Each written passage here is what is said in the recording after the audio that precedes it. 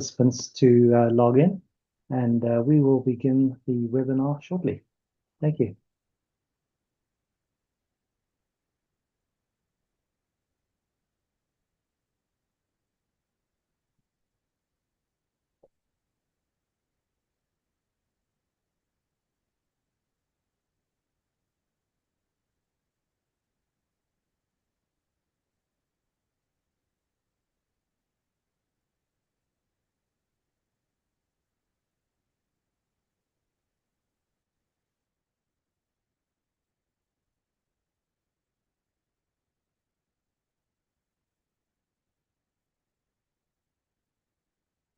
Great, I can still see the number of participants joining is ticking on up, so we'll give it another 30 seconds and then we'll get started.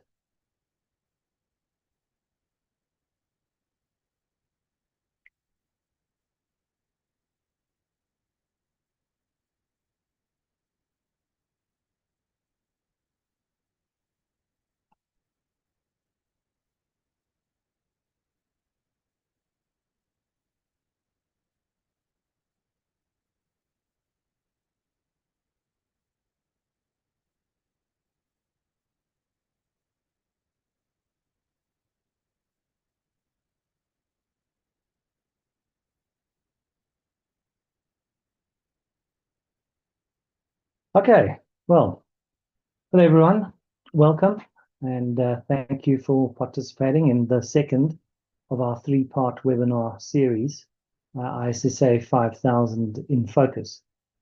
For those new to the webinar series, I'm Neil Morris. I'm an ISSA board member and a member of the Sustainability Assurance Task Force.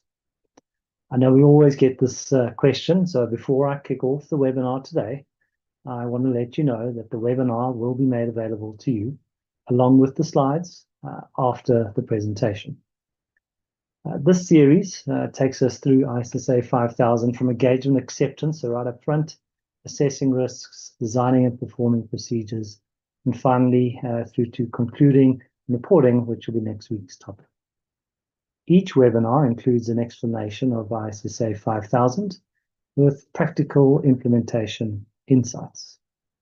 Today, presenting alongside me is Claire, Jamie, and Susan, all of which were part of the task force responsible for drafting ISSA 5000. So you really are hearing it from the horse's mouth. We also have Kazuko and Taylor with us this evening to help us through this webinar. If we can have the next slide, please. In the first webinar, we covered the foundational principles and concepts, looking at accepting an engagement and establishing that the preconditions are present. Now, in this second webinar, we're going to be covering planning the engagement, including developing an overall strategy and engagement plan, considering and determining materiality. Risk identification and assessment follows, which of course also looks at understanding the entity and its environment, its system of internal control. Internal control did come up at our first webinar as well. And then we are moving on to responding to risk, so designing and performing procedures to respond to assess risks, obtaining evidence for sustainability information from group and value chain components as well. I'm sure most of you are familiar with Zoom webinars now. So as we go through the topics, if you have any questions, please type them into the Q&A box during the presentation. And our fellow presenters will respond to as many as we can while we go through the presentations. We'll also have an opportunity to take a few live as well. As those of you at the first webinar will remember, we're here to explore the overarching principles. So we don't discuss the detailed workings of any particular firm's approach or methodologies. But I think there is really good practical guidance that can be developed from these broader discussions. So if we don't answer your question today, don't worry, we'll pick it up, the questions, and we put them all into the implementation sort of FAQ hopper, and we'll consider them at a later date. If we can have that next slide, please. So a few practical points. I mean, based on some really excellent participant questions that we had in our first webinar, it became apparent that the role of 5,000 was a point of confusion for some regarding the distinction between an organization's internal assurance practices and the external assurance provided through 5,000. So I'm just going to take a moment to clarify the role of 5,000 within the larger sustainability ecosystem. That was a topic of discussion last week. So as you can see in the slide, there's a clear difference between a company's internal controls, which would include monitoring activities like internal audit, for example, and independent external assurance. So to produce reliable disclosures that meet the demands of sustainability reporting frameworks, companies must establish a robust system of internal control. And as we can see in this slide, the ISSB does draw upon models like COSO to describe a company's system of internal control. Yes, perfect, thank you. This internal function, however, lacks the critical independence of external third-party assurance. And this is the gap that ISSA 5000 fills. As part of their work, third-party practitioners applying 5000 do evaluate internal control processes as part of the understanding where risks of material misstatement might lie. And this external assurance gives users like investors and regulators the necessary trust and confidence in reported sustainability information. So we will also be peppering some insights on internal control throughout the webinar today. So hopefully this difference will be a lot clearer for those that it wasn't clear for in the first webinar. If we can have a look at the next slide, please.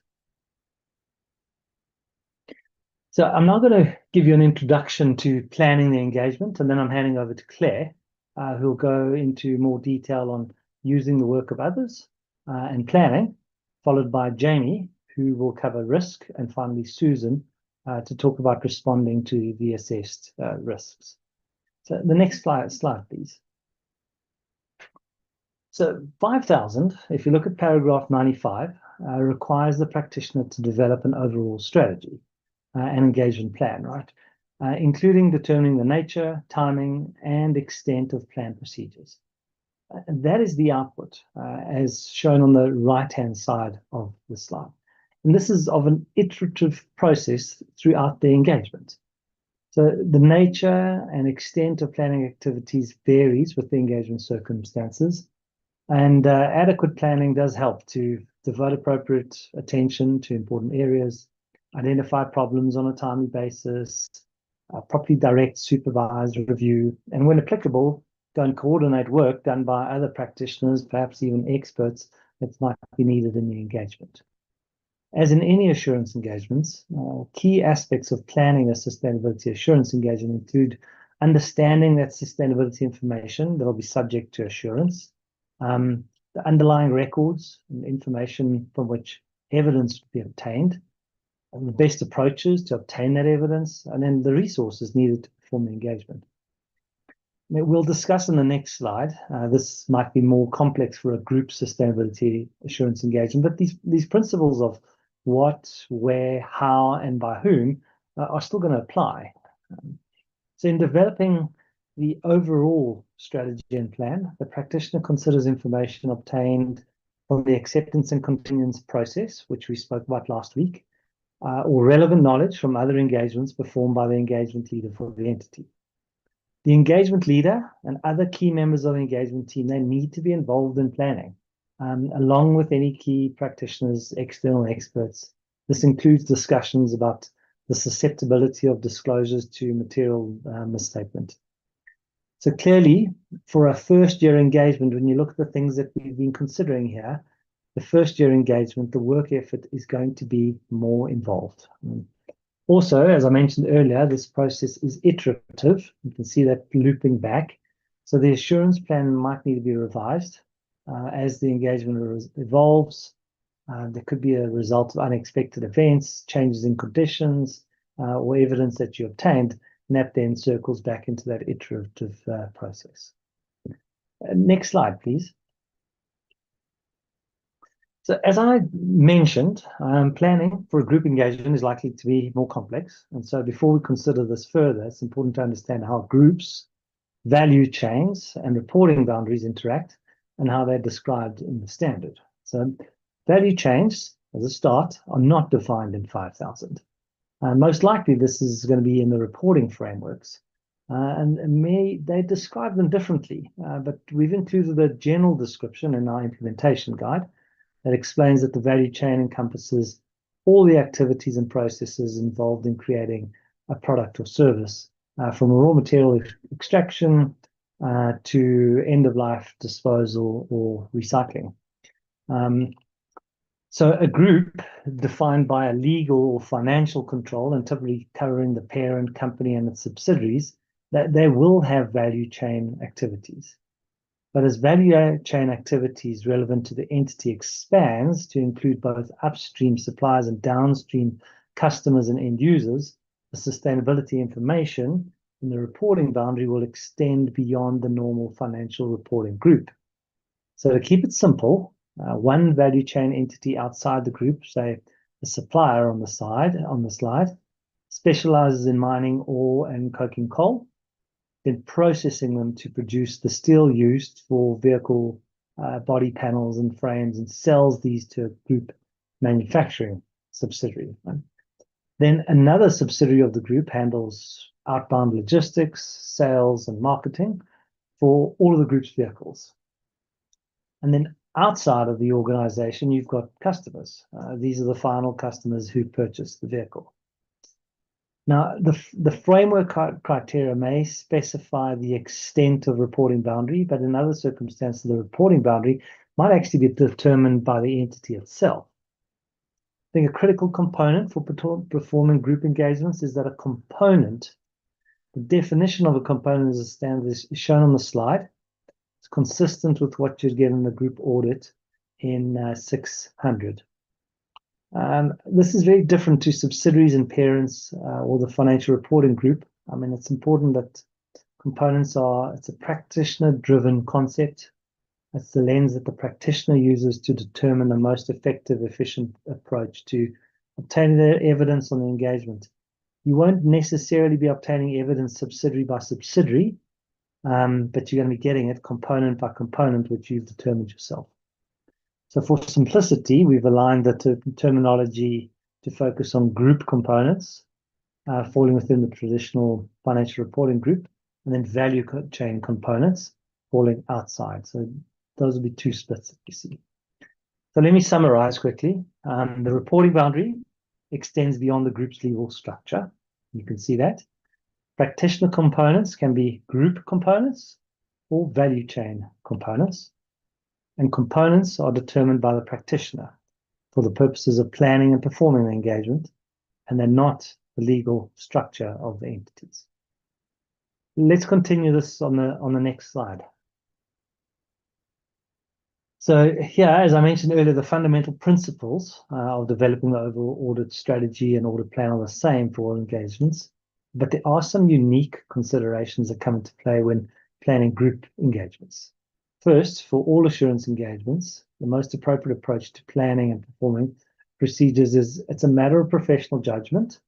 So for sustainability assurance engagements, matters that may be relevant to consider, you want to look at information needs of intended users, whether the applicable criteria address how the sustainability information should be presented. For example, the criteria may actually require the entity to report operational sites situated in high biodiversity areas or geographical locations, may require information to be disaggregated further based on operational size, right?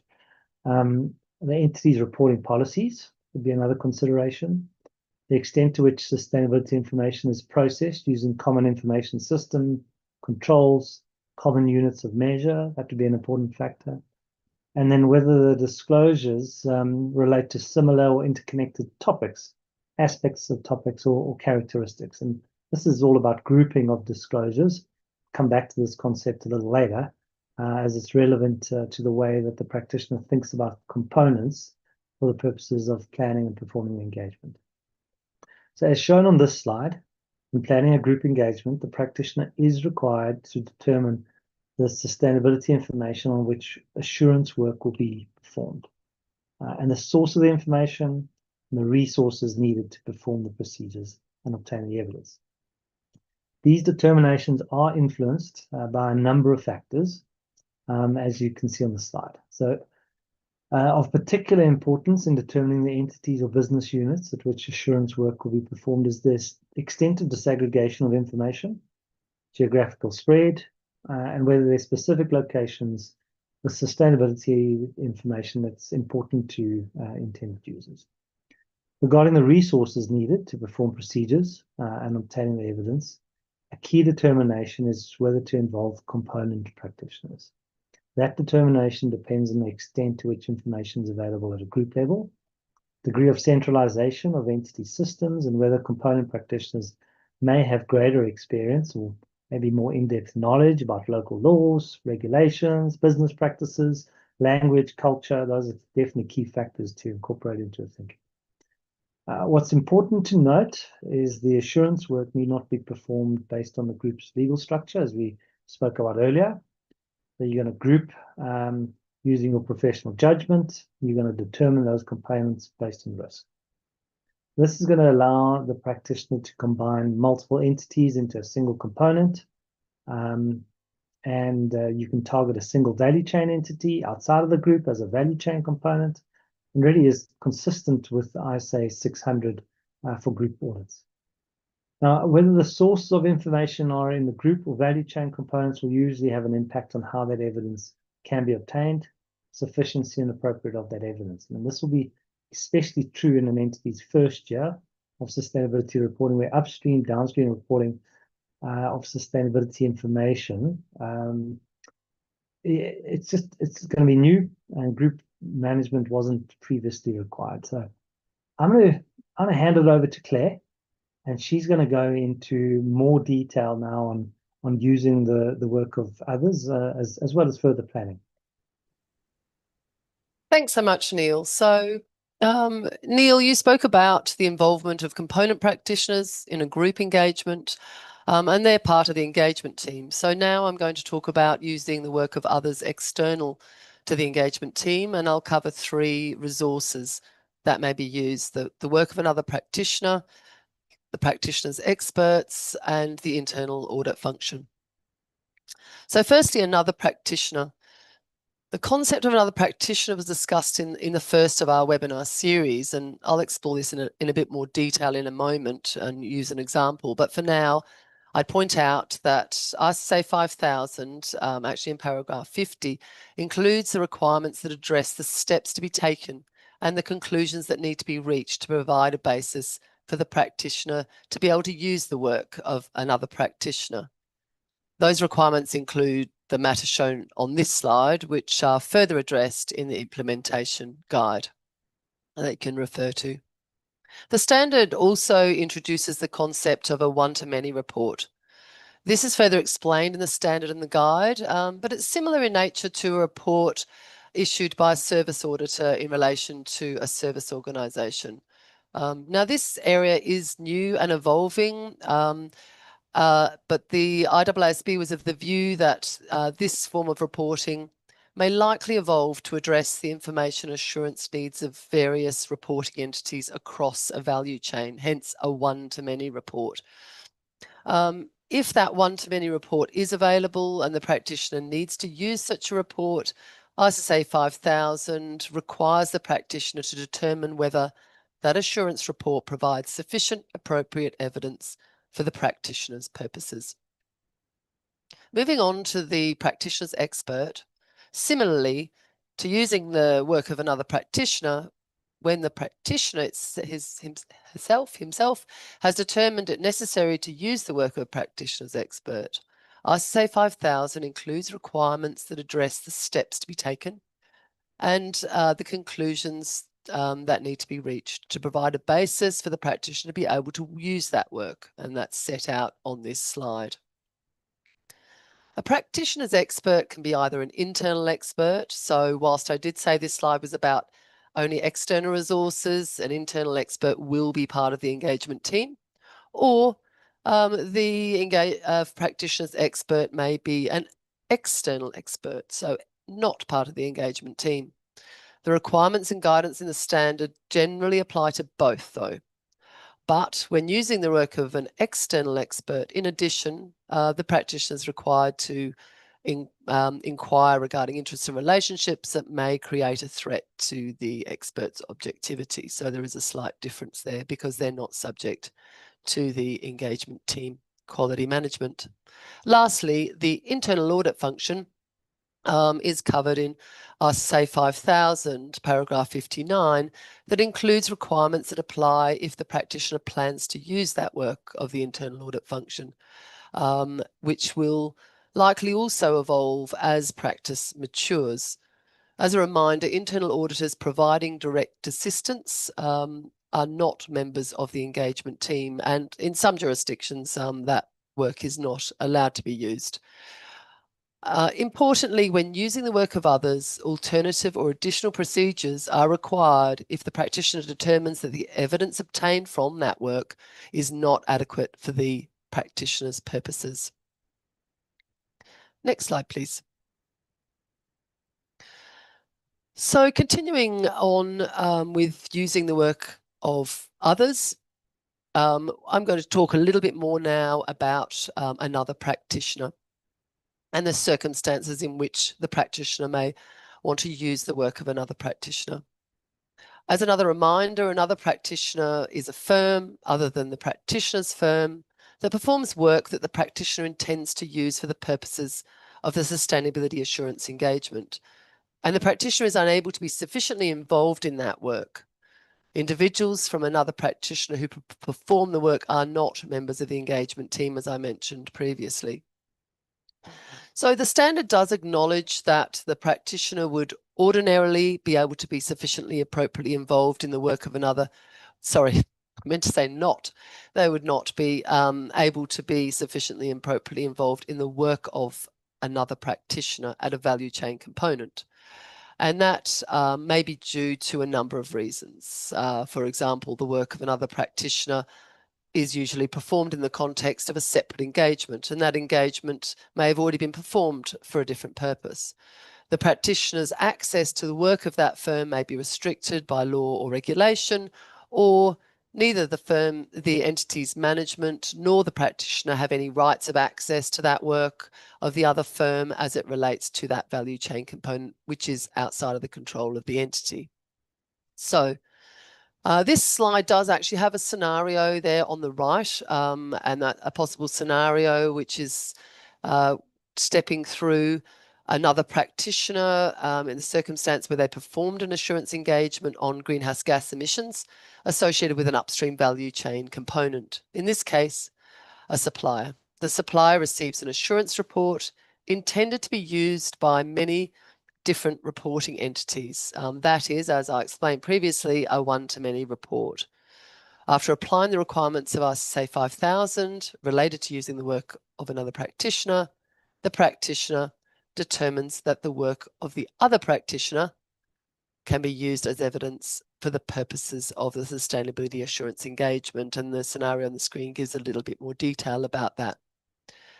There's also another example you might want to refer to in using the work of others in paragraph 253 of the implementation guide that you may find helpful.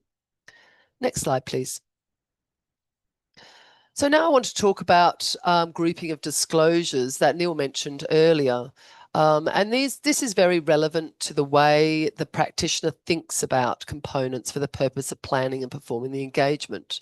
And it also affects the level at which the practitioner considers or determines materiality and designs and performs risk assessment procedures.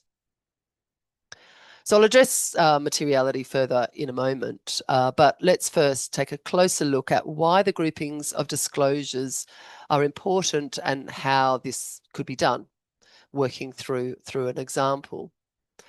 So first of all, how the entity presents the disclosures is determined often by the criteria, as you can see on this slide.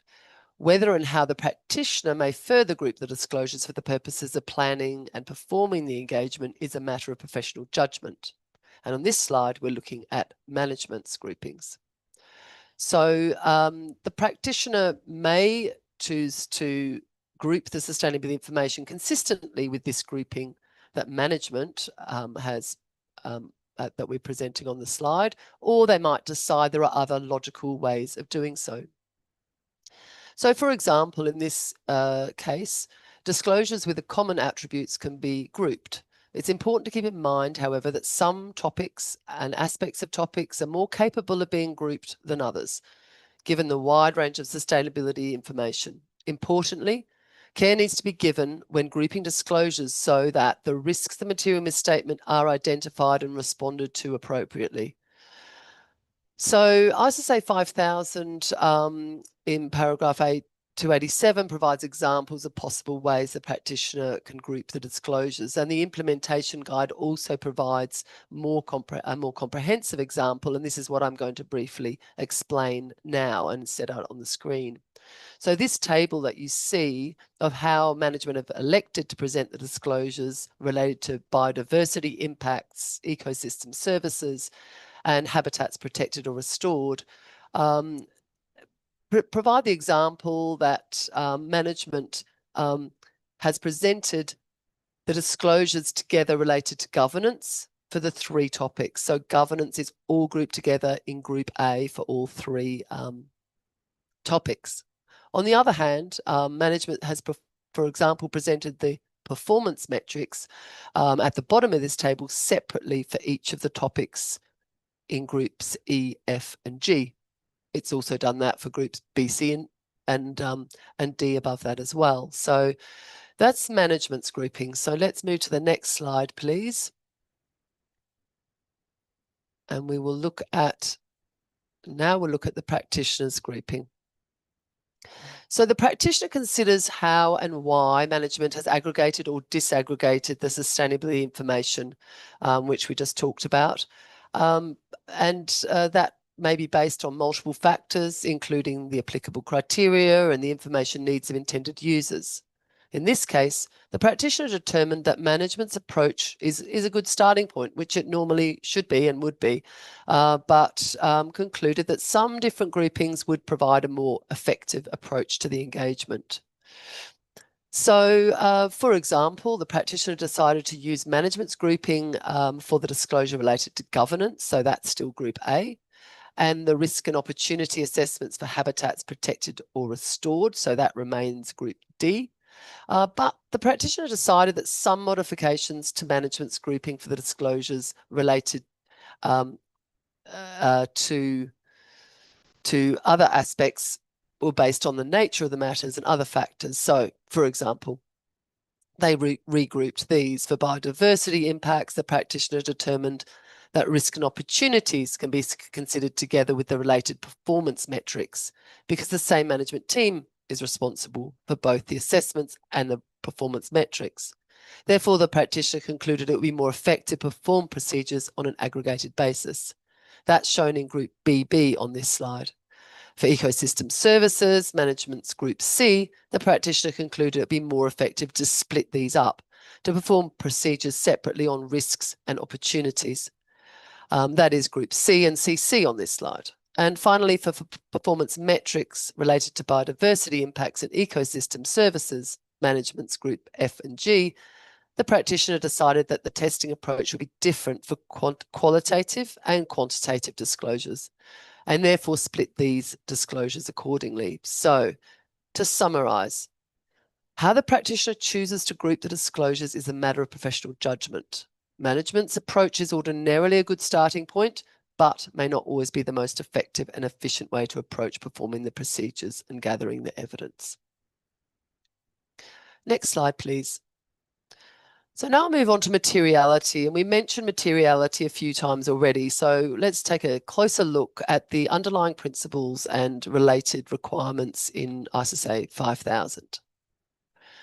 Firstly, the standard explains that the practitioner's consideration or determination of materiality is relevant when performing risk assessment procedures, determining the nature and timing and extent of further procedures, and evaluating whether the sustainability information is free from material misstatement. Like other ISSB standards, ISSA 5000 does not define materiality. The standard notes that materiality is a user-driven concept. That is, materiality is affected by perceptions of the information needs of intended users of the sustainability information. Materiality is ordinarily addressed in the sustainability reporting framework and other applicable criteria. Unless defined or described differently in the framework, ISSA 5000 explains that the concept of materiality ordinarily includes two key principles. Judgments about matters that are material to the intended users of the sustainability information based on a consideration of the common information needs of intended users as a group, so not individual users. Misstatements, including omissions, are considered material if individually or in aggregate they could reasonably be expected to influence decisions of intended users taken on the basis of the sustainability information. Intended users are defined as individuals or organisations or groups that the practitioner expects will use the sustainability assurance report. We won't discuss this further today because it can be quite complex, but the implementation guide does provide further guidance around intended users and how they and their information needs may be identified.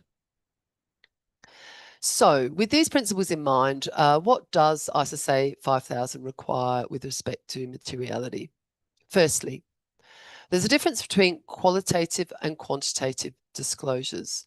The practitioner is required to consider materiality for qualitative disclosures and determine materiality for quantitative disclosures. This bifurcated approach exists because it's impractical for practitioners to determine materiality for qualitative disclosures, given the nature of those disclosures. The consideration or determination is made in the context of sustainability information assured. That is, materiality relates to the sustainability information within the scope of the assurance engagement. Therefore, when the engagement covers some, but not all of the sustainability information, the materiality is considered in relation to only the sustainability information that is within the scope of the assurance engagement. Now, this is important to understand when the scope of the engagement is narrow. Perhaps just say scope 1 and 2 greenhouse gas emissions or certain KPIs might be assured, even though the report covers all of the material sustainability matters or topics. This is explained further in the standard paragraph A298. It's usually impractical to determine a single materiality for sustainability information as a whole due to a mix of the qualitative and quantitative disclosures about a number of different topics and aspects of topics. As a result, a sustainability assurance engagement ordinarily involves multiple materialities for the disclosures or groups of disclosures. Not all disclosures have the same materiality considerations.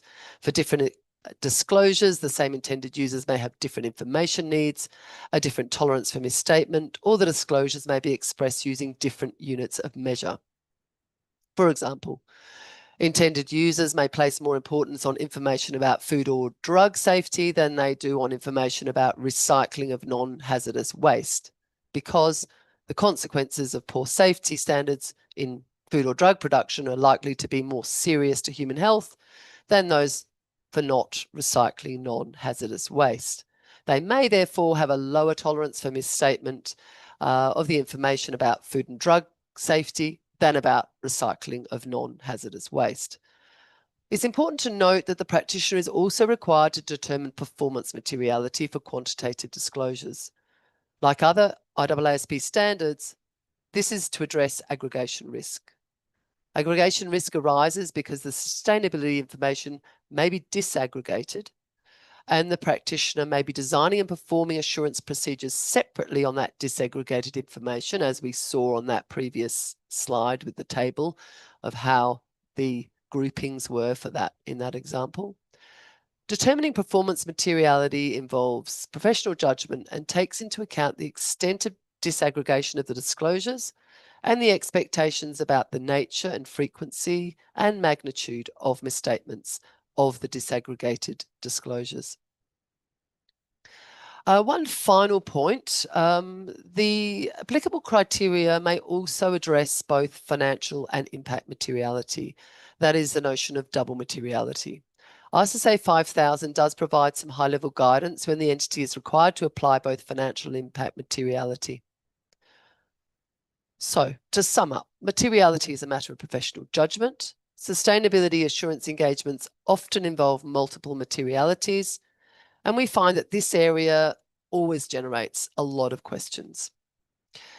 So you can look at ISSA 5000 and the implementation guide, where both do provide further guidance on factors to consider when determining or considering materiality for quantitative and qualitative disclosures.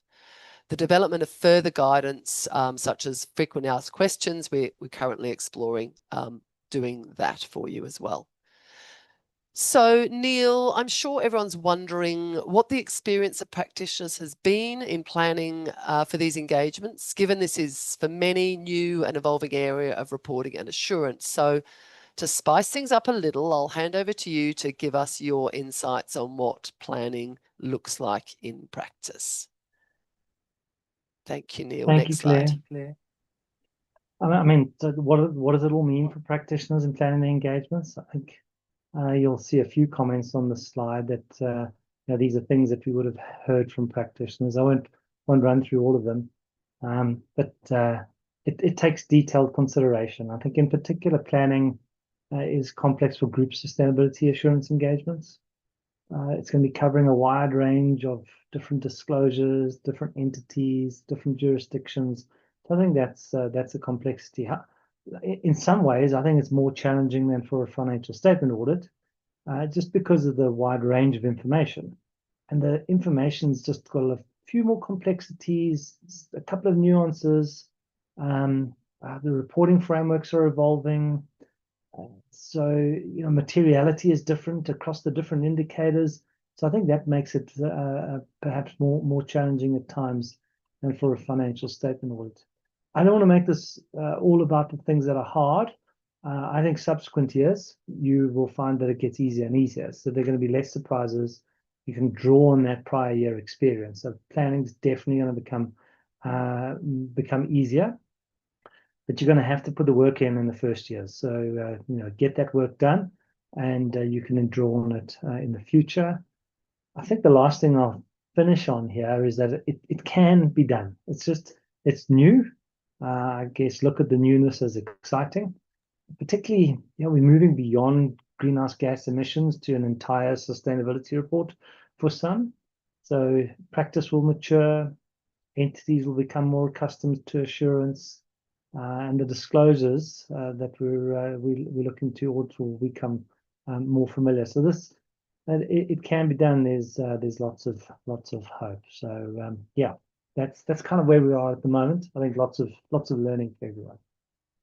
And so, Neil, just on that point, so if I could jump in here, you've talked about that first year will probably be the most challenging year from what I'm hearing, and will be more involved. So just why do you think, you know, do you have any more insights about why it's likely to become so much easier in subsequent years? If you can clarify that for us.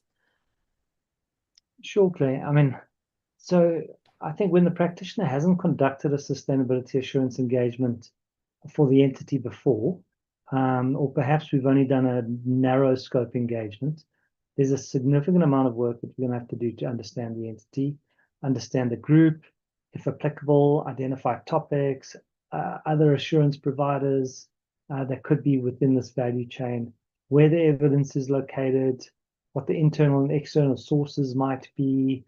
So there are a lot of things that we really got to get a handle on. I think it's a new area of reporting, and assurance is new for many entities. If they haven't reported previously, so in Europe, for example, we would have had a new reporting framework, and so there was no comparatives to prior year. You couldn't compare yourself to peers. And so all of the work itself couldn't have even been agreed to the prior year. So getting this work done in the first year, I think, is a fairly significant lift. But in subsequent years, both the entity and the practitioner will really benefit immensely from all the knowledge that you've gained in the first year.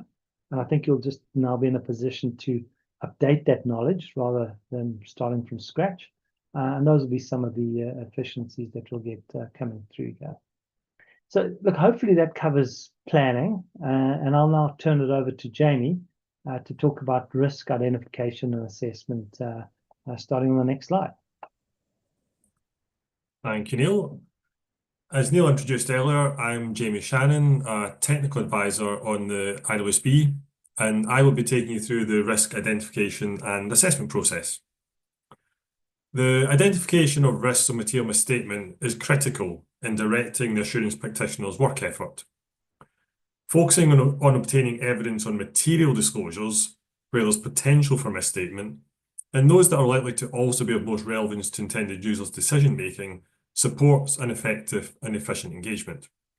It wouldn't be efficient to spend time and effort gathering evidence on disclosures that have no or a very low risk of material misstatement. So if we can have the next slide, please.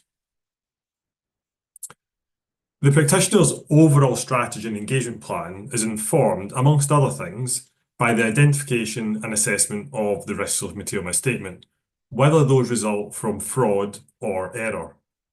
However, as you heard in webinar 1, the risk assessment work effort differs between reasonable and limited assurance engagements. So what does ISSA 5000 actually require? For a reasonable assurance engagement, the risk assessment is more granular.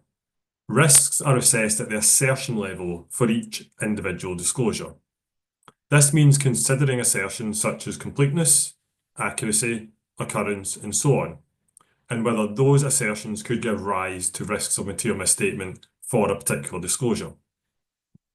Now, the assertions are listed in the implementation guide, and you can find those under paragraph 434. Assertions may also be expressed in different terms, as long as the aspects of the relevant assertions are covered. For reasonable assurance, the practitioner also obtains a detailed understanding of the entity's system of internal control by performing both inquiries and other procedures. And I'm going to come on to talk about internal control in a few slides' time. By contrast, for a limited assurance engagement, the approach is at a higher level. Risks are only assessed at the level of the disclosure itself. So, for example, that disclosure might be, say, the number of metric tons of carbon emissions. The extent of risk assessment procedures that you perform for limited assurance is less, such that the practitioner is only able to identify that there's a risk that that disclosure is potentially misstated. However, for reasonable assurance, as mentioned, we would go deeper, performing additional risk assessment procedures and then thinking about, are the carbon emissions complete? Are they accurately measured? Are they recorded in the correct period, etc.? So it's drilling down to that assertion level. Assertions are not required to be used for limited assurance engagements, but a practitioner may choose to use them as they can be useful in identifying risks. Next slide, please. So the identification and assessment of risk is informed by obtaining an understanding of matters relevant to the entity and its environment and the engagement circumstances. This understanding builds on the understanding obtained in making the decision to accept or continue the engagement and provides the basis for the practitioner to think about what could go wrong and thereby enable the identification and assessment of risks. A key part of planning any engagement is for key members of the engagement team and any key practitioners' external experts to discuss the susceptibility of the disclosures to material misstatement. And as I said, that's whether due to fraud or error. And also to talk about how the framework or other criteria have been applied by the entity. This information sharing helps enhance the understanding of the entire engagement team and supports an effective engagement. I'll now go through in a little more detail the matters for which an understanding is required to be obtained as part of those risk assessment procedures. That understanding may begin primarily through inquiries of management, and for a risk assurance engagement may also include further procedures such as analytical procedures. The depth of understanding necessary for a limited assurance engagement often may be less than that required for reasonable assurance.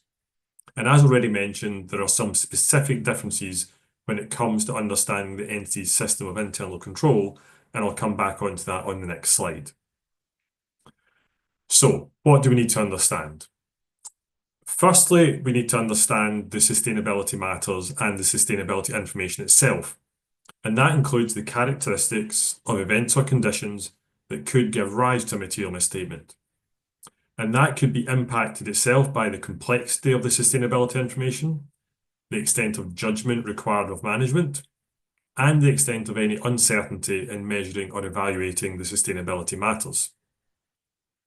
Other factors would include any changes in methods used, or in the topics or the aspects of topics that are actually being included in the sustainability information. And we should never forget to think about the opportunities for management bias or fraud. And you can find an example here in the implementation guide at paragraph 327. Next, are the applicable criteria suitable for the engagement circumstances? Will they result in reasonably consistent measurement or evaluation of the sustainability matters? As explained in webinar 1, framework criteria that are embodied in law or regulation, or that are established by an authorised or recognised organisation that follows a transparent due process, may be presumed to be suitable in the absence of any indications to the contrary. So limited work is needed in that particular case. However, if the entity modifies or adjusts framework criteria, which results in those criteria being different from those commonly used in the entity sector, that may be an indicator of potential management bias and of a risk that the resulting sustainability information could be misleading to the intended users.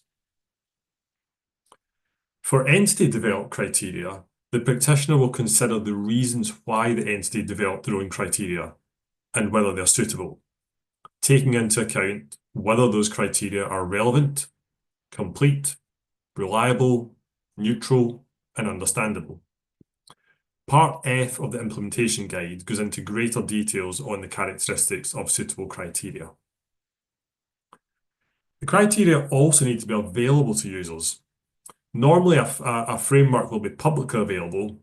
Otherwise, the criteria may be included in the entity's sustainability report, or references might be provided as to where those criteria can be located. Making sure the description of the criteria within the assurance report is clear and not ambiguous is also important. Linked to the understanding of the criteria is obtaining an understanding of the entity's reporting policies. And key considerations here include whether the policies are appropriate and consistent with the criteria in the framework, and also consistent with the criteria used in the relevant industry, and also thinking about any changes since the prior period. Are those explainable? Are they justified? Note that reporting policies are not the criteria. They are simply the bases or conventions, the rules and the practices applied by an entity in preparing and presenting the sustainability information in accordance with the applicable criteria. So policies clarify how the entity complied with the framework, and they may be needed if either the framework criteria themselves do not specify how to measure or evaluate all the sustainability matters, or the framework itself may provide optionality in the methods to measure or evaluate those matters, from which the entity can then select and apply their reporting policies. Policies would not be needed when entity-developed criteria are used, because those criteria themselves should set out what is to be reported and how it's to be measured or evaluated. It's important to remember that risks may arise from management bias in interpreting the principles and concepts in a framework or when selecting criteria. There's examples of policies in ISSA 5000, paragraph A344, and you can also see some additional examples in the implementation guidance at paragraph 365. Next, we have obtaining an understanding of the entity and its environment. And that is required to encompass the entity's operations, its legal and organizational structure, ownership and governance, and the business model. It also includes the reporting boundary and activities within the reporting boundary, which, as Neil explained earlier, may be broader than simply the entity's legal structure. We also need to understand the entity's goals, targets, or strategic objectives related to the sustainability matters, and also the measures used to assess the entity's performance or to determine management compensation, which may help to identify incentives and pressures that increase the susceptibility of the information to management bias or fraud. So this understanding helps to identify the entity's sustainability-related business risks, any changes in the entity, or in the reporting boundary. Also on the slide here that's important is the legal and regulatory framework applicable to the entity and its industry, and how the entity is actually complying with it, as compliance with those may have a direct effect on the disclosures that are required or have a fundamental effect on the business operations. In addition to obtaining this understanding, the practitioner will also make inquiries of appropriate parties, such as management, those charged with governance, or in-house legal counsel. They may ask about any fraud or non-compliance with laws and regulations, and also consider the activities of any internal audit function. Inquiries may also extend to other parties within the entity, such as a risk management function or IT personnel. I'll now move on to the understanding of the components of the system of internal control and explain a bit more about how that differs between a limited and a reasonable assurance engagement. So if we can have the next slide, please. Now here we're dealing with paragraphs 103 to 125 of ISSA 5000, and there's also supporting implementation guidance starting at paragraph 321. So as I mentioned, the practitioner is required to obtain an understanding of the components of the entity's system of internal control, which can help in identifying the types of misstatements that may occur and the factors that affect the risks of material misstatement in the disclosures. In a limited assurance engagement, the procedures to obtain this understanding may be less extensive and may be of a different nature than those required for reasonable assurance. Limited assurance procedures may be restricted to inquiries, whereas reasonable assurance engagements will also include other procedures, such as direct observation or inspection. There are 5 interrelated components of internal control, and the practitioner's work effort differs between limited assurance for each. I'll briefly touch on each of these components and highlight the key differences between the limited and reasonable assurance work effort required. So let's start with the control environment. For both limited assurance and reasonable assurance, the practitioner is required to understand the control environment relevant to the sustainability matters and the preparation of the sustainability information. For reasonable assurance engagements, the practitioner is also required to evaluate whether management, with the oversight of those charged with governance, has created and maintained a culture of honesty and ethical behaviour at the entity. Also, whether the control environment provides an appropriate foundation for the other components of the system of internal control, considering the nature and complexity of the entity. And finally, whether any control deficiencies identified in the control environment undermine the other components of the system of internal control. There are some examples of inquiries in the implementation guidance at paragraph 379, and some examples of reasonable assurance procedures at paragraph 381. So moving on to the entity's risk assessment process. Now again here, for both limited assurance and reasonable assurance, the practitioner is required to obtain an understanding of the risk assessment process relevant to the sustainability matters and sustainability information. However, for limited assurance, this is limited to understanding the results of that process. That is, what risks the entity identified and how those risks are being managed. For a reasonable assurance engagement, the understanding is also required to include the process for identifying, assessing and addressing risks and the results, but also includes an evaluation of whether the process is appropriate to the entity's circumstances. because a lack of identified risks may indicate a deficient process. And again, here you can see an example in the implementation guidance at paragraph 385. So moving on to the entity's process for monitoring the system of internal control. And again, similarly, the practitioner is required to understand that process. And for a limited assurance engagement, again, this understanding focuses on the results of the process. But for reasonable assurance, it again focuses on the process, its results, and again evaluating if the process is appropriate to the entity's circumstances. I'll just point out here that there is a difference here for limited assurance under ISSA 5000, which now requires an understanding of the entity's process for monitoring the system of an internal control as an additional requirement compared to the understanding that was required under ISA E3410. And this was included as understanding how well the entity monitors its system can give insights into the effectiveness of the other components of the system and assist in identifying and assessing risks of material misstatement in the disclosures. So that's a new requirement just to highlight. And here we've also got an example in the implementation guidance at paragraph 388. So let's move on to the next slide and we'll cover off the last two components of the system. So component 4, the information system and communication. Again, for both limited and reasonable assurance, the practitioner needs to understand the entity's information system and communication. And that includes the entity's process to identify the sustainability information to be reported, how external information, such as that from the value chain, is being recorded, processed, corrected if necessary, and incorporated into the sustainability information, and how the entity has identified the relevant methods, assumptions, or sources of data for estimates and forward-looking information, and any changes needed to those.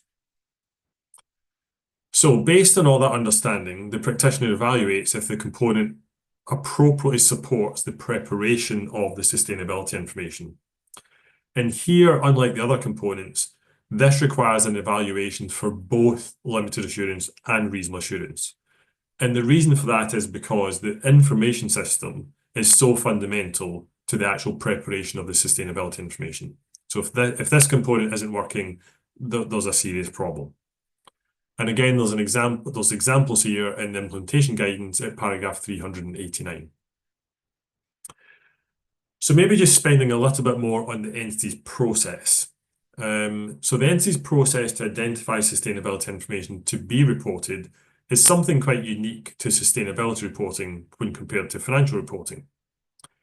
As Neil has already talked about, the framework may require the application of a may require the application of a materiality filter regarding which topics or aspects of topics need to be reported to meet the needs of the intended users. Likewise, for entity-developed criteria, the sustainability information to be reported needs to be identified so that the information material to users is not obscured by reporting simply on every possible topic or aspect of topic, irrespective of whether that information is actually relevant to users' decision-making. In a narrow scope engagement, or where the framework specifies all the disclosures to be made and there's no optionality, the entity is not going to need such a process. Now, a key thing to point out here is that this whole process for identifying information to be reported offers up considerable opportunity for management bias in determining what information to be reported and what topics or aspects of topics to be included. So that's a key thing to bear in mind. If the entity has or is required to have a process to identify the information to be reported, some of the things the practitioner may consider would be whether the entity's process addresses the purpose of the report, whether it's reporting on the entity's impact or the impacts of sustainability matters on the entity's value, or indeed both, who the intended users are, that will be making decisions based on the information reported and what their information needs are collectively, and how the entity has identified information that is relevant, complete, and neutral, and thinking about have the intended users' needs actually been met. Now, for more detailed guidance on this, you can go to Part F of the implementation guide. Then lastly, we come to the control activities. So an understanding of control activities is only required in a limited assurance engagement when the practitioner is planning to obtain evidence from testing the operating effectiveness of controls, in which case they are required to obtain an understanding of those controls, as well as the entity's general IT controls that address risks arising from the use of IT related to such controls. The practitioner is also required to evaluate the design and implementation of the controls that they plan to test by performing procedures that are more than just inquiry. For a reasonable assurance engagement, the practitioner must understand the control activities. Now, the extent of that understanding is broader than for limited assurance and includes understanding controls that they plan to test, which is similar to limited, but also controls where substantive procedures alone will not provide sufficient appropriate evidence. And they also need to think about any complementary user entity controls when relevant. Like limited assurance, the practitioner is also required to understand the IT applications and the IT environment related to those controls that are subject to risks arising from the use of IT, as well as the related general IT controls. In addition, the practitioner also obtains an understanding of any other controls that they consider to be appropriate to assist in identifying and assessing the risks of material misstatement at the assertion level for disclosures. For that population of controls for reasonable assurance that I've just described, the practitioner is required to evaluate their design and determine whether they've been implemented. So having done all that, as a result of the evaluation of the design and implementation, the practitioner then considers if there's any deficiencies identified, which will again further inform their risk assessment. Jamie, thank you. I mean, Yes, that's been really good. For my absolute clarity, does the standard require the testing of operating effectiveness of controls? Okay. So for limited assurance, the answer is no. For reasonable assurance, technically the answer would be yes, only insofar as I just mentioned, that if there are risks for which substantive procedures alone do not provide sufficient appropriate evidence, then the practitioner would be first of all required to understand those controls, but logically then would go on to test them, because otherwise they would be faced with a limitation that may then result in a modified assurance conclusion. But aside from those specific circumstances, however, the standard doesn't require testing of operating effectiveness controls for reasonable assurance in other cases. That's really an engagement strategy matter, as was covered during the earlier discussion of planning. Okay, thanks, Jamie. That's really helpful. Thank you. Okay. If we can move on to the next slide then, please. So armed with that understanding of the entity, its environment, the matters related to the sustainability information being reported, and the system of internal control, the practitioner then identifies the risks and assesses where they lie on the spectrum of risk. Now, we've got it depicted here on the slide in the illustration using labels such as high, medium, and low, and a few other labels. However, those are not required by the standard. It's entirely down to a practitioner's methodology how to categorize where risks sit on the spectrum of risk. Now, where a risk is assessed in the spectrum, along with the nature of that risk, provides the basis for designing and performing procedures, so that more persuasive evidence is gathered, the greater the likelihood of the risk occurring and the magnitude of a misstatement if it was to occur. In other words, the higher the risk is in the spectrum. Risks of material misstatement may arise due to the complexity or subjectivity of the sustainability matters or the applicable criteria, which may result in the misapplication of the criteria. Changes in the entity or its environment, resulting in controls that are no longer addressing the risks they were designed to address. Opportunities for management bias or fraud in reporting the information due to incentives or pressures to achieve certain objectives or milestones. Or misstatements not being prevented or detected and corrected on a timely basis due to weaknesses or deficiencies in the design or implementation of internal controls. Some risks of material misstatement may be deemed to be at a level that's accepted by the practitioner, referred to as an acceptable level for limited assurance, or an acceptably low level for real assurance. And I'm now going to pass you over to Susan, who's now going to take us on and talk through how we actually respond to those assessed risks that are not at an acceptable or an acceptably low level through performing further procedures. Susan.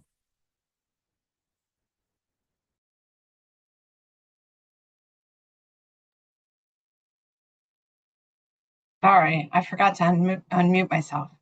Hi, thank you, Jamie. I am Susan Jones, and I will now discuss how we respond to the risks of material misstatement that we've just identified. Once we've assessed our risks, the next logical step is to design and perform further procedures to obtain sufficient appropriate evidence that the subject matter information is not materially misstated. And this is where we tailor our approach based on the risk assessment. We can't do this using a checklist. It's based on our risks.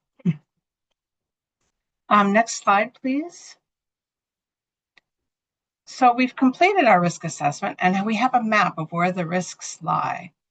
The crucial next question is, what do we do about it?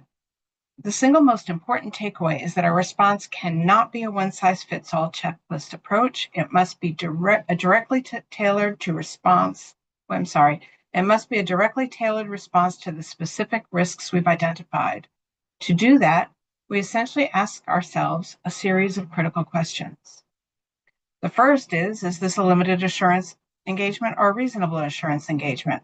The level of assurance will drive the nature, timing, and extent of procedures that we perform, and the level at which we perform the procedures. Then we ask, why is this area risky? This is about understanding the root cause. Is the risk in the company's carbon footprint calculation because the science is complex and requires significant judgment? Or is it because management's bonuses are tied to hitting that number, creating a risk of intentional bias? Our procedures will be completely different for each. For the complex calculations, we might bring in an expert. For the risk of bias, our skepticism will guide us to design procedures to seek more persuasive evidence.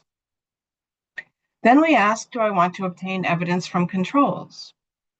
Do we believe the entity has effective controls based on our understanding that we've obtained during our risk assessment? If so, it might be more efficient to test those controls. But if the controls are weak or non-existent and we can't obtain evidence from them, our only choice is then to bypass them and go straight to the source with substantive testing, directly verifying the data ourselves. How big is the risk? We place our risks on a spectrum, as Jamie said, in the matrix. The higher the risk, the more persuasive the evidence we need. We can't just do more of the same. We need to have better evidence.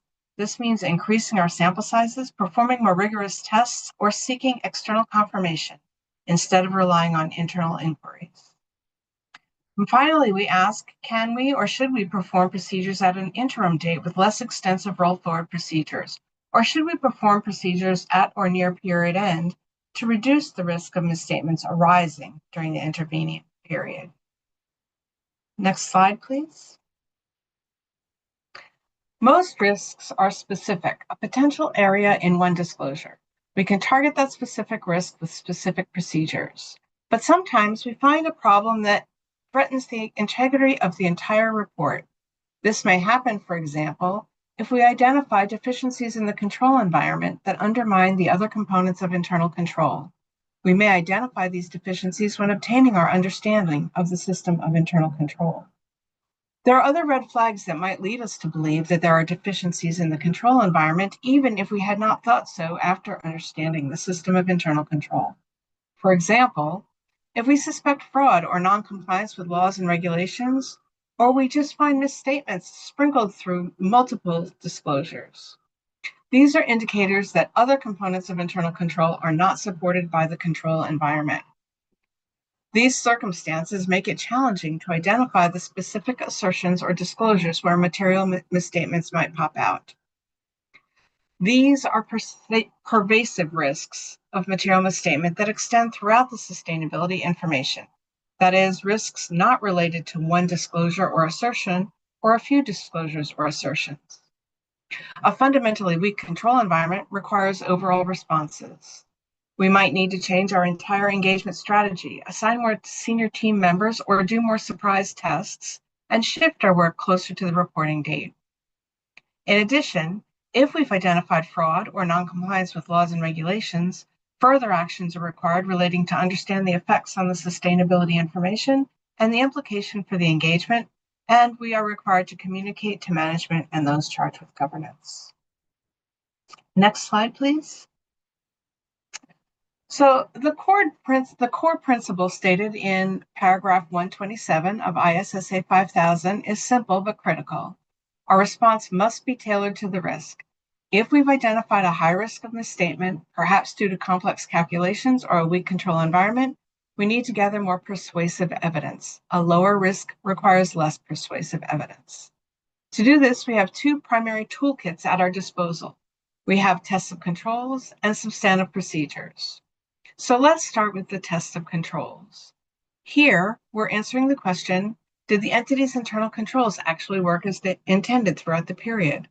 We're not just confirming that a control exists, we're testing its operating effectiveness.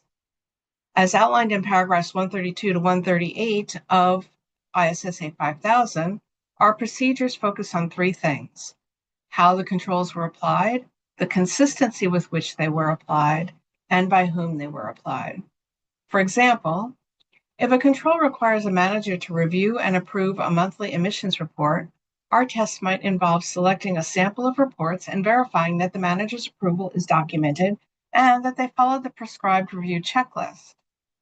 In a limited assurance engagement, we only test controls if we decide we want to place reliance on a specific control. In a reasonable assurance engagement, however, we may need to obtain evidence from those controls and test the entity's controls. Our second tool or second toolkit is substantive procedures. This is where we get into the details of the data itself. This includes two main types of procedures. First, we have tests of details. Tests of details could involve agreeing a facility's reported water usage back to an original utility bill. It could involve recalculating a carbon footprint to check for mathematical accuracy, or even sending external confirmations to third parties, like waste management vendor, to confirm recycling volumes. Our second substantive procedure is substantive analytical procedures. This is where we analyze relationships and trends in the data to spot anomalies. For example, if a company's production increased by 20%, but its reported energy consumption stayed flat, that's a red flag our analytical procedure would be designed to catch. The difference in assurance levels here is all about depth and precision. In a limited assurance engagement, our procedures are less extensive. Our analytical work might focus on higher level trends. In a reasonable assurance engagement, we must perform substantive procedures for each risk that is close to the upper end of the spectrum of risk, and consider whether we need to perform substantive procedures for material disclosures, even if we have not identified a risk of material misstatement in that disclosure. Our analytical procedures need to be precise enough to identify potential material misstatement on their own. Our test of detail will be more extensive with larger sample sizes and more rigorous source verification. So can I have the next slide, please? So now let's talk about, or let's focus on the risk of material misstatement with estimates and forward-looking information. This is covered in paragraph 146 of ISSA 5000, and it's an area that requires significant professional judgment. The fundamental difference between estimates and forward-looking information lies in what is being measured and for what purpose. An estimate is a measure of disclosure whose value is uncertainty as of the reporting date. It's about putting a number on something that already exists or has occurred. For example, a manufacturing facility may not weigh every piece of waste generated. Instead, it might estimate total waste based on production volumes or historical averages, and then estimate the percentage diverted from a landfill, recycled or composted, for example, based on agreements with waste management companies or internal sorting protocols. Forward-looking information is a statement about future events, outcomes, or performance. It's not about measuring a past transaction, but predicting or projecting what will happen. It may outline future plans, targets, or potential scenarios, providing insights into an entity's future sustainability trajectory. Although they are not exactly the same, estimates and forward-looking information are both inherently uncertain, and in both cases, our job isn't to protect the future, but to evaluate whether management's process for developing this information is robust and the disclosures are reasonable. Paragraph 146 gives us a clear framework for this. So let's start with a limited assurance engagement. As detailed in paragraph 146L of ISSA 5000, here our work effort is a high-level evaluation. We're essentially asking three questions. 1, has management appropriately applied the requirements of the reporting criteria relevant to the estimate? 2, we assess if the methods for developing the estimate are appropriate for the circumstances and if they've been applied consistently. We're looking for a logical and repeatable process. And 3, we look at any changes in the estimates or methods from prior periods and determine if those changes are justified and appropriate. In a limited assurance context, this is primarily done through inquiry and analysis, providing a foundational level. In a reasonable assurance engagement under paragraph 146R of ISSA 5000, the nature and extent of our work increases significantly. The standard requires us to perform one or more of 3 distinct categories of procedures. The first category would be to test management's process to develop the estimate. This is a kick the tires approach. We don't just ask management what they did, we test how they did it. I'm sorry for all the sirens, folks. This involves a detailed evaluation of the method, the underlying assumptions, and the data used. For example, if they forecasted future energy usage, we would scrutinize the growth assumptions, the energy efficiency data, and the consistency of the calculation model. We're looking for evidence to support every key component of their estimate.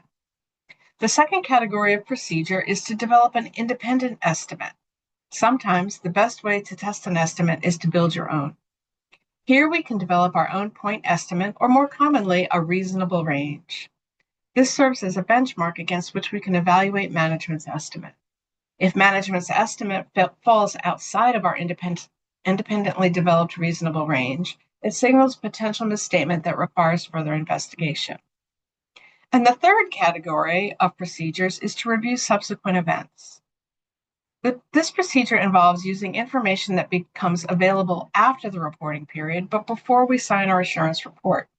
For example, if a company estimated the cost of new emissions scrubbing technology and a contract for that technology is signed a month later, that contract price is powerful evidence that we can use to corroborate or challenge the original estimate. It provides the benefit of hindsight. Thank you, Susan. If I can just interrupt you briefly. You explained that estimates and forward-looking information are fundamentally different. So it might just be worth mentioning to our participants, why are the requirements so similar? I mean, is there a difference in approach that's needed? Well, so although estimates and forward-looking information are different, when developing ISSA 5000, we found that the types of requirements relevant to gathering evidence on estimates and forward-looking information were very similar. So the only exception in the requirements being that for estimates in a reasonable assurance engagement, the practitioner may choose to develop their own point estimate or range to evaluate management's estimate. Separating the requirements for each would simply have created duplication, and so we deemed it not necessary. Although I'd like to point out that it's possible in the future, when we develop a more complete suite of standards under ISSA 5000, I anticipate that we would consider developing standards focused just on estimates and forward-looking information that would tease those differences out a little bit better. So, I mean, in meeting those requirements, what differences might you see in the actual procedures? So, some key differences, for example, with estimates, procedures may include reviewing subsequent events, testing processes and controls used to develop the estimates, and evaluating whether the assumptions to develop the estimates are appropriate, and comparing estimates to actual outcomes in subsequent periods. So particularly when we're looking at testing processes and controls, we're looking at assumptions, methods, and data. So with forward-looking information, procedures may include evaluating the reasonableness of some assumptions, comparing forecasts to historical trends, and considering the potential impact of future events and conditions. We may also review the entity's track record in making accurate forecasts, and when evaluating the appropriateness of assumptions used to develop forward-looking information, the practitioner may consider whether the best estimate assumptions are not unreasonable, and in the case of a hypothetical assumption, whether such assumptions are consistent with the purpose of the information. Does that help? Thanks, Susan. No, that's good. Thank you. Okay. Next slide, please. So now let's talk a little bit about the assembling of the sustainability information. This is where misstatements can easily creep in through a faulty spreadsheet formula, a last-minute manual adjustment, or even intentional manipulation. So let's look at how our procedures differ between limited and reasonable assurance. So let's start with limited assurance. Under paragraph 149L of ISSA 5000, we reconcile the final report back to the underlying records. Does the total water consumption number in the report actually match the sum of the data from the facilities? Next, we need to understand any material adjustments made during this assembly process in a limited assurance context. This is primarily done through inquiry. And then we step up to reasonable assurance. Like in a limited assurance engagement, we reconcile the data under paragraph 149R of ISSA 5000. But the key difference for material adjustments, we don't just ask about them, we obtain evidence. If management tells us they've adjusted emissions figure to account for a plant shutdown, we need to see the evidence. We verify the shutdown dates, we recalculate the impact, and confirm that the adjustment is appropriate. It's a much deeper dive. In a reasonable assurance engagement, we also respond to the risk of management override of controls, which is covered in paragraph 150R of ISSA 5000. Because management is in a unique position to manipulate results. So, for example, we may test the appropriateness of journal entries or other adjustments made in the reporting process, and we may make targeted inquiries with staff involved in reporting, asking them about any unusual or inappropriate activities they may have witnessed. Next slide, please. So we've talked about our planned procedures and what happens when things don't go as planned. What do we do when we encounter a problem? This is where the distinction between limited and reasonable assurance, I think, becomes crystal clear. Paragraphs 148 and 148L and 147R of ISSA 5000 tell us exactly how to react, but they start from different places and lead to different outcomes. So let's look at the two scenarios. So in a limited assurance, the trigger here is what I will call a red flag. The standard says a matter causes the practitioner to believe that the sustainability information may be materially misstated. Notice the language, believe and may be. You don't have any conflicting evidence yet, you have professional skepticism. For example, during a site visit, you notice that a smokestack that doesn't seem to be on any of the company's emissions reports. That's a red flag. So what's our response? We investigate further. The standard requires us to design and perform additional procedures to get to the bottom of it. We can't just ignore the red flag. And what's the goal? To resolve our concern. We have to keep digging until we can either, one, conclude that our suspicion is unfounded. For example, the smokestack was decommissioned years ago and the information is not materially misstated. Or two, we confirm our suspicion and determine that there is a material misstatement that needs to be addressed. In a limited assurance engagement, the process is about resolving a specific doubt that has been raised. Now let's contrast this with a reasonable assurance engagement under paragraph 147R. The trigger here is a different and more severe. It's not just a suspicion, it's a direct conflict in your evidence. The standard says you found new information that is inconsistent with the evidence on which you originally based your risk assessment. For example, you tested a control over data entry and worked perfectly, but later, during substantive testing, you find significant errors in that same data. Your evidence is now contradictory. This is a much bigger problem because it undermines the foundation of your entire audit approach. Your initial risk assessment was wrong. Therefore, the response is more comprehensive.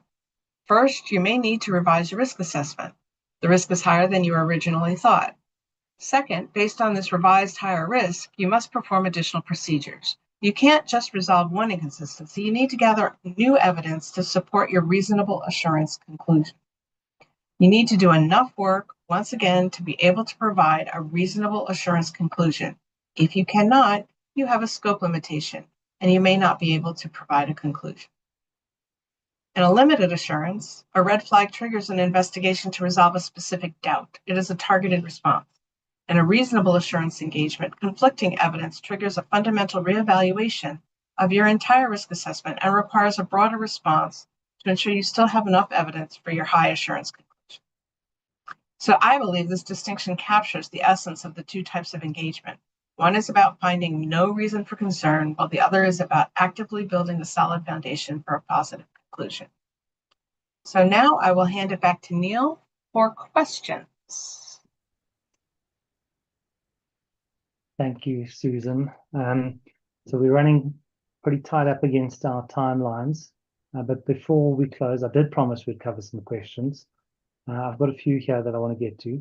There have been a number of questions raised, and those questions have largely been addressed briefly. You're going to get pretty specific, direct responses to how someone's interpreted the question. Hopefully, they've hit the nail on the head under the timeline pressures that they're trying to answer these questions under. So let me take one question first that I wanted to get to. We've had a few themes of this coming up, so it's really about materiality. So we've had questions, how do we apply materiality when there are two reporting frameworks being applied? What about materiality, double materiality? I guess the first thing that I'd say is materiality as defined by a reporting framework, although it's the same word, unfortunately, it does have a different meaning. So materiality in terms of a reporting framework really is about identifying the information that will be material to the users. So through that lens, once we've identified what is material, the assurance standard now talks about materiality in the form of, is that information going to be materially misstated? And so that's now the layer that we're talking about versus what's material information to be included. So we're already talking about the information has been included as part of their reporting process. They've identified it. Now we're deciding whether it's materially misstated. Still through the lens of the user. And the same would apply in terms of performance materiality. So regardless of the framework, we're going to need to go and identify aggregation risk. If there's one or more frameworks being applied, you'd still just use the one performance materiality. And if you truly think that there's a different level, you'd have to go to the lower level for the unit of measure. But you wouldn't be applying two, you'd just go with the lowest that you'd be after. Jamie, I'm going to come to you. Just broadly, this question was, what happens if there's just no controls or very poor controls over the information? Or what about there's poor or no risk management about in the organization? How would you react and respond to that? I think you really need to be considering, so if there's really no controls or if there's no risk assessment process, and I come back to what I said about the information system component. So it's probably indicative if there's no controls and there's no risk assessment process, what has the entity actually done in terms of, is its information system set up to capture the information, to process the information, to make sure that what they're going to report is actually accurate and complete. And I think if you're looking at all of the components and really questioning whether they've really got anything there at all, you have to be stepping back and questioning, well, actually, are we really in a position to provide assurance here? Are the preconditions for assurance satisfied?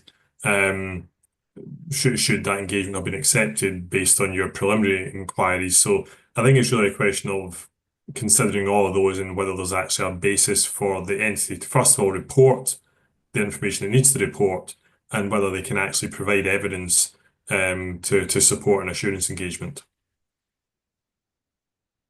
Super. Thank you, Jamie. Thank you. So that's all the time we've got for these questions on this session.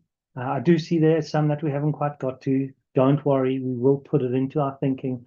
We'll put it as part of our considerations for questions that may need to be responded to. And I certainly note the number in relation to materiality that we'll take away and think about. So if we go to the next slide, I think this concludes our second webinar. It's a three-part series. So yes, last week, this week, and next week. If you missed webinar 1, you can watch the recording on our website. Webinar 3 will be covering concluding and reporting on the assurance engagement on the 14th and 15th. So please do go and register if you haven't already. Over on the next slide, this is just a reminder of our key resources again. You can access this fairly quickly on our dedicated web page.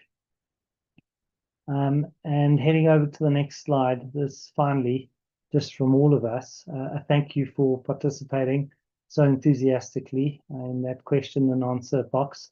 A number of questions come through, a number of brief responses provided, and really is very helpful for us as well to see what you're thinking. So if you haven't already signed up to our updates, please do so. And with that, everyone enjoy the rest of the day that you have ahead. Thank you.